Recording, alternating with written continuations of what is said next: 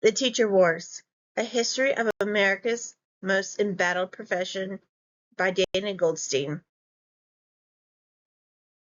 The Teacher Wars was chosen to read by knowing that teaching today is consequential of its highly political past and for my love of history. The Teacher Wars is a historical overview that is covered in 14 chapters. After the introduction, Chapter 1, Missionary Teachers, the Common Schools Movement and the Feminization of American Teaching. Chapter 2, Repressed Indignation, the Feminist Challenge to American Education. Chapter 3, No Shirking, No Sulking, Black Teachers and Racial Uplift After the Civil War. Chapter 4, School Ma'ams as Lobbyists, the birth of teacher unions and the battle between progressive pedagogy and school efficiency. Chapter 5, An Orgy of Investigation, Witch Hunts and Social Movement Unionism During the Wars. Chapter 6, The Only Valid Passport from Poverty, The Great Expectations of Great Society Teachers. Chapter 7, We Got Militant, Union Teachers versus Black Power During the Era of Community Control. Chapter 8, Very Disillusioned, How Teacher Accountability Displaced Desegregation and Local Control. Chapter 9, Big Measurable Goals, a data-driven vision of millennial teaching. Chapter 10, Let Me Use What I Know, Reforming Education by Empowering Teachers. The epilogue is Lessons from History for Improving Teaching Today. Dana Goldstein is an accomplished, award-winning journalist for the New York Times, The Atlantic, Slate, and many more publications that focus on education, urban planning, health, and economics. She is also an avid speaker about the effects on public policy in today's world.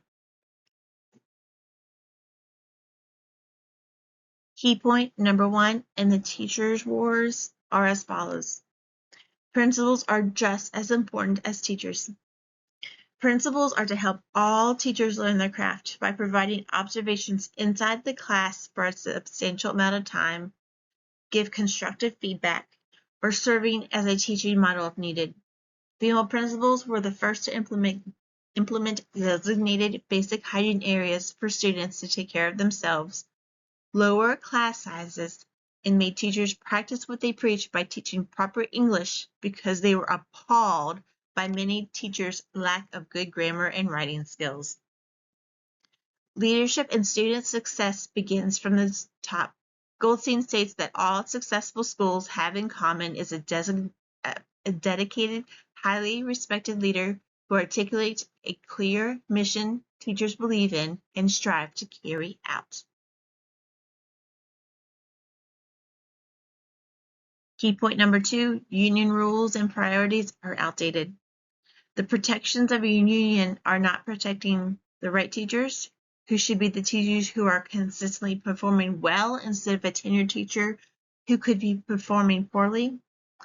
During the Obama presidency, Race to the Top expected states to find a way to legally remove teachers, even tenured teachers, whose performance did not improve.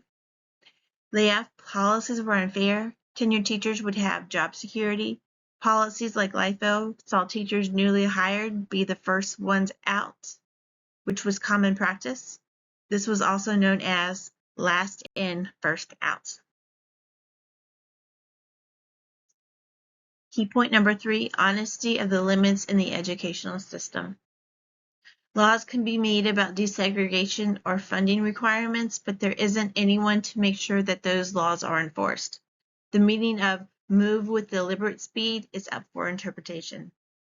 Since education is left up to the states, the Department of Education has little power over state legislatures or education departments. Many European countries have high-quality tests, textbooks, or reading lists for teachers to use. The United States government does not have such things. Several facts that I already knew about teaching. Early teachers, who weren't much older than the students themselves, were sent to Midwestern states, were sent to teach a large number of students at once in a small log house, or sometimes one-room schoolhouses, but gained personal satisfaction that came through serving others. Many men perceived that women didn't possess the capability to educate others. As Charles William Eliot said, the world knows next to nothing about the natural mental capacities of the female sex. And George Wallace, the governor from Alabama, was a very racist and believed that segregation now, segregation tomorrow, and segregation forever. This was later begrudgingly accepted, at least token school desegregation in exchange for significant federal education funding. And I knew that last fact from watching the movie Forrest Gump.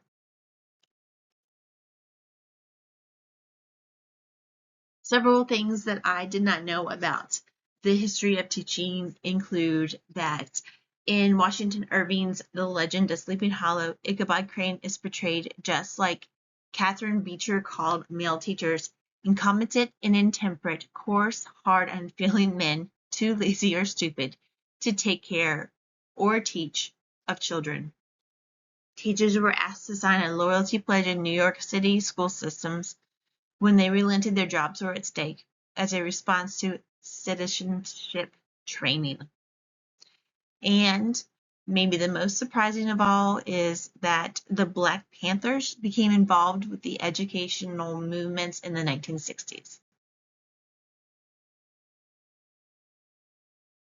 My biggest takeaway from the teacher wars is that after 200 years of monumental reforms and upheavals, there is no clear one-size-fits-all answer to solve all the problems that our educational system is facing.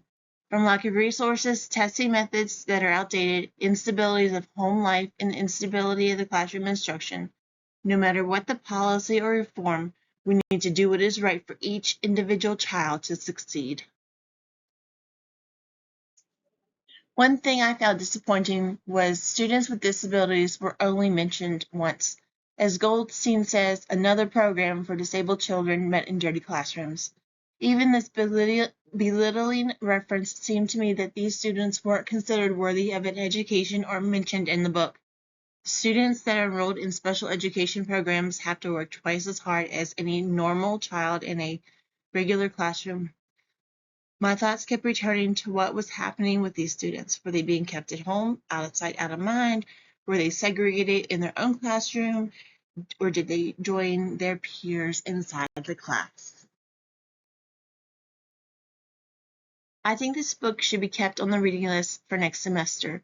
The Teacher Wars was incredibly informative, not just as a basic history lesson, but to truly appreciate the advances, setbacks, and struggles that the educational system in this country has experienced, and most importantly, learn from our past mistakes to make our educational future brighter. In today's society, teaching is one of the most difficult professions. Not only has the turbulent past shaped what it is today, but reforms and policies are consistently being implemented and changing.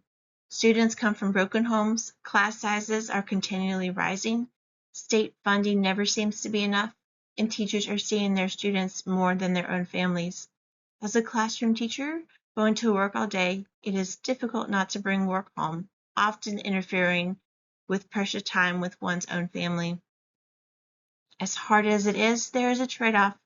When you see the aha moment in a student's eye or a smile of complete understanding, a teacher knows it was worth all of the hard work. There is no greater joy in seeing a student succeed in his or her learning path and knowing that you were a stepping stone in that process.